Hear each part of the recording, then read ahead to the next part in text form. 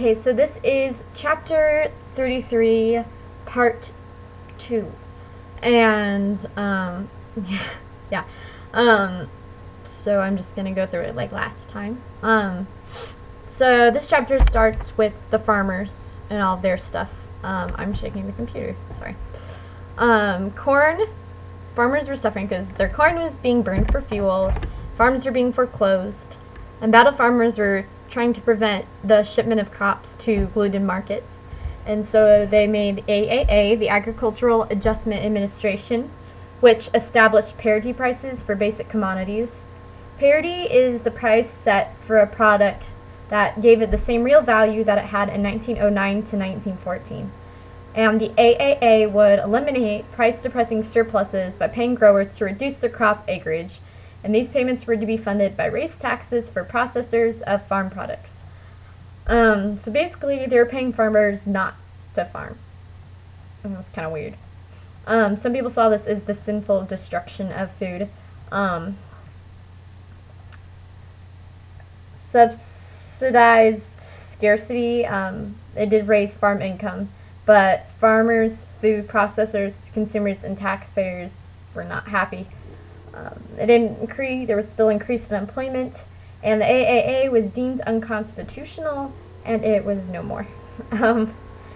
The Soil Conservation and Domestic Allotment Act of 1936 was the withdrawal of acreage from production was now achieved. So the withdrawal of acreage from production was now achieved by paying farmers to plant soil conserving crops like soybeans or let their land lie fallow. So it's kind of like a less intense AAA. Farmers were still being paid to farm, just land conserving farming.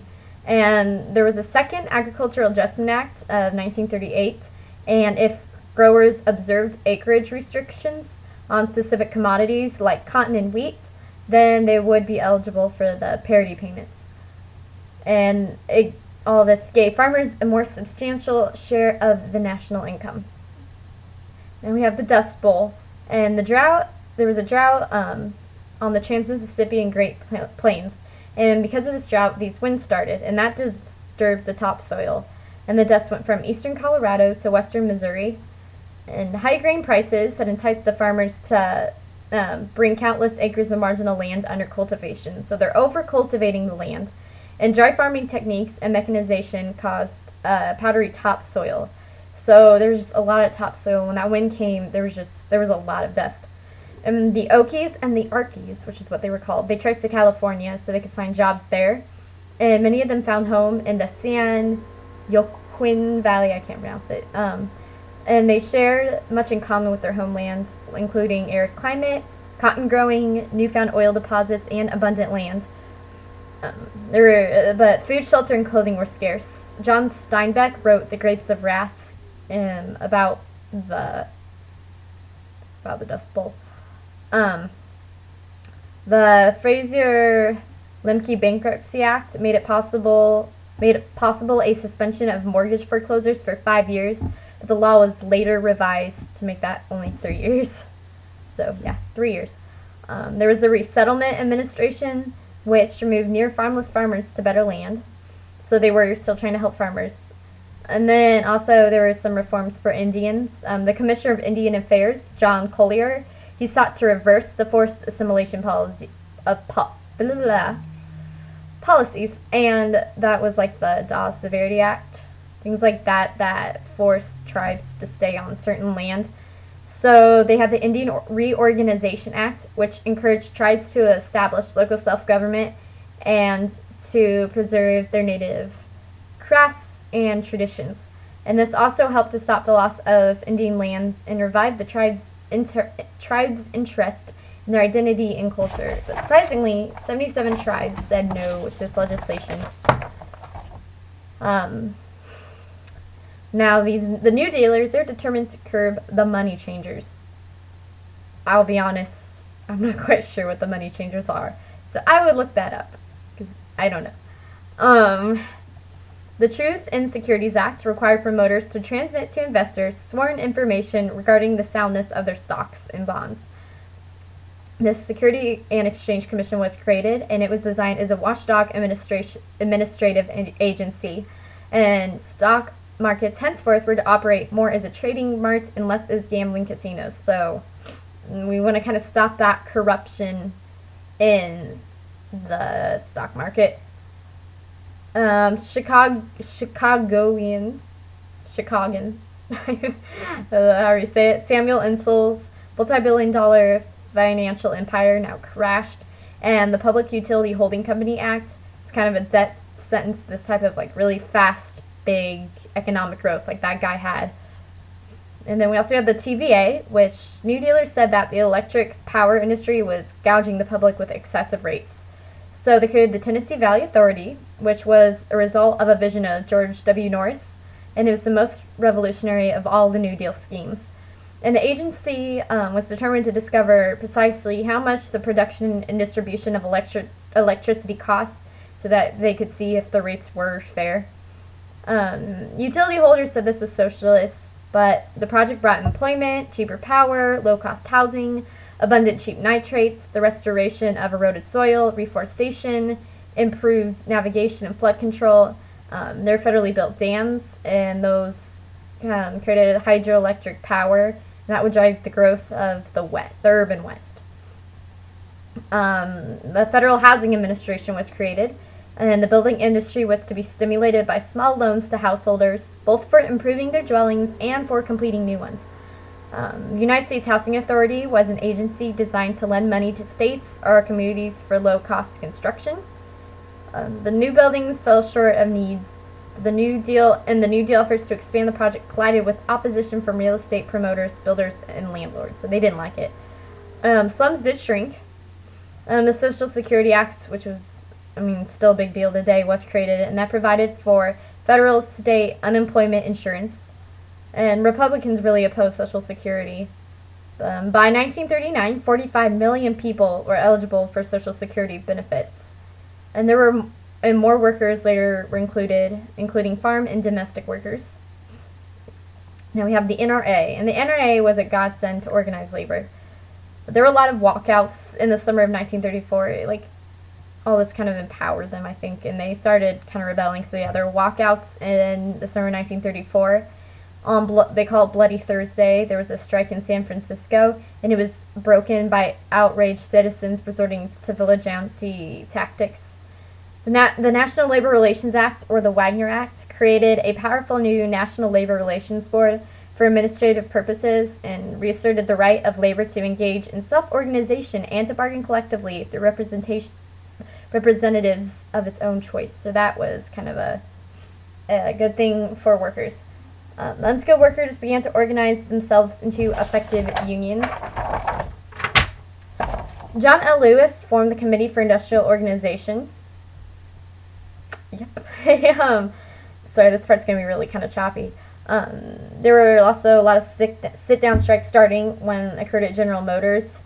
And the CIO, which is the Committee for Industrial Organization, the CIO, that John Lewis created, won this thing when its union was recognized by General Motors as the sole bargaining agency for its employees. Memorial Day, there was a Memorial Day massacre at the Republican Steel Company in South Carolina, and police actually fired upon the picketers and the workers. The Fair Labor Standards Act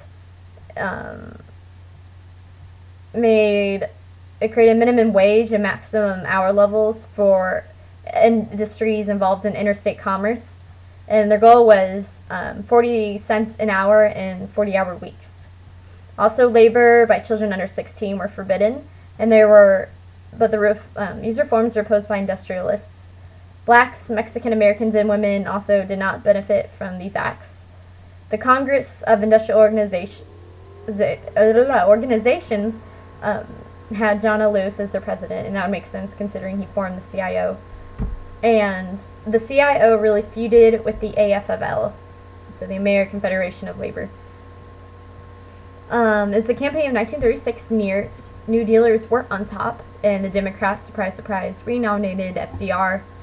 The Republicans chose Alfred M. Landon as their person. Though Landon accepted some of the New Deal reforms, but he did not support Social Security. but he really lost because only 2 states went Republican, and that was Maine and Vermont. This whole election was kind of like needy economic groups against greedy economic groups. The blacks still supported Roosevelt, and FDR gained the support of the South and immigrants, so he really got a lot of people liking him. Now the 20th Amendment was made, which made there no lame duck session, and shortened by 6 weeks the period before inauguration. In FDR's opinion, the court was too conservative. In democracy, FDR felt that democracy meant rule by the people. So, sorry, there's a bug. Roosevelt asked Congress for legislation to permit him to add a new justice to the Supreme Court for every member over 70 who could not retire. So this is the court packing plan to expand the Supreme Court, and it didn't go over well with people because they felt like FDR was grooming himself to be this dictator. Justice Owen J. Roberts, who was conservative, actually began to vote with the liberals.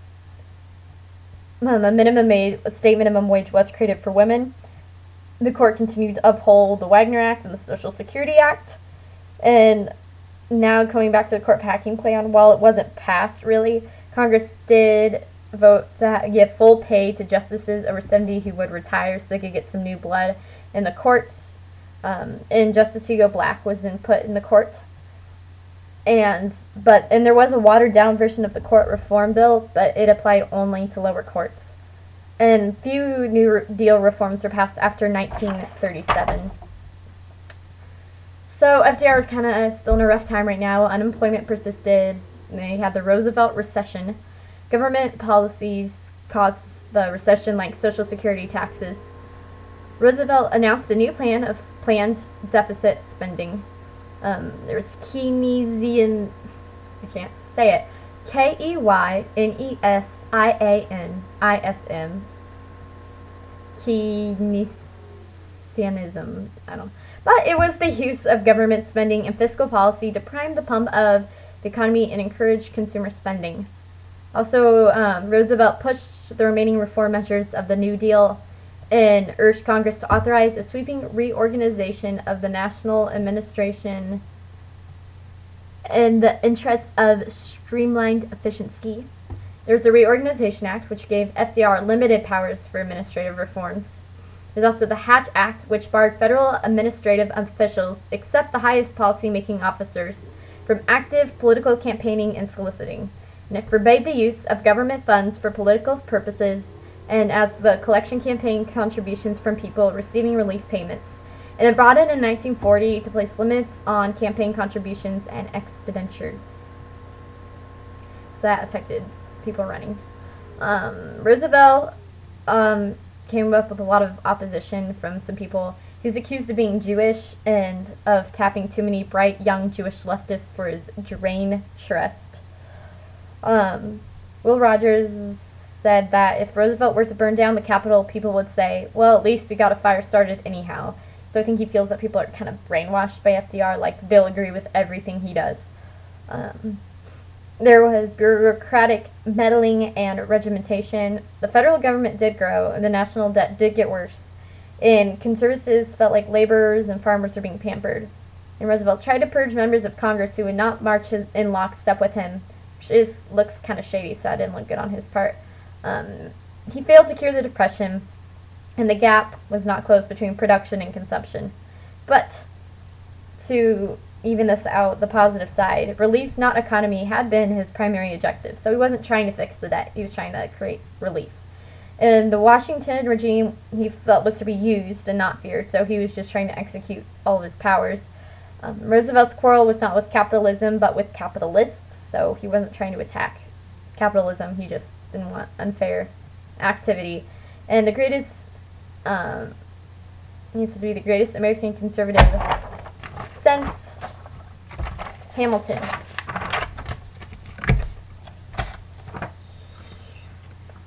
But I thought liberals were Democrats, though. So I'm a little confused by that. Maybe it wasn't like that back then. I don't know. So, hope you like that. I have to go to orchestra rehearsal, but after that, I will try to get summaries for the other chapters.